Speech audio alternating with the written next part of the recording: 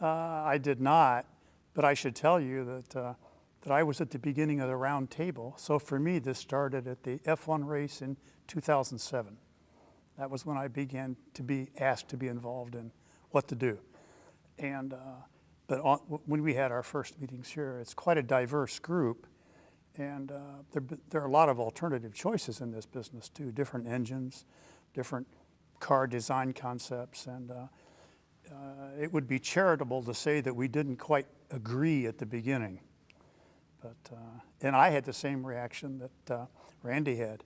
I thought to myself after the first call, this is hopeless. We'll never get this. But turned out we did.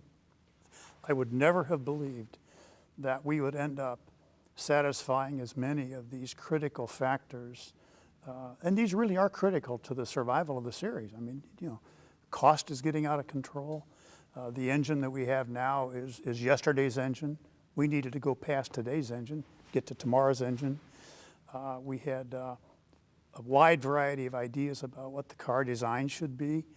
It was a big trip, and I must say I am very pleasantly surprised at how well it seems to have turned out.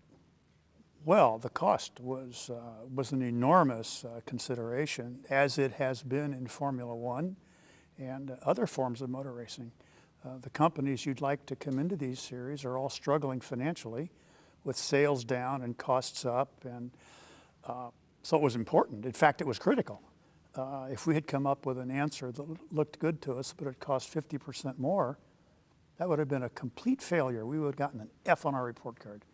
But as it is, but it isn't only cost, by the way. I mean, the cost came in, as we've said, very, very well, much lower than today.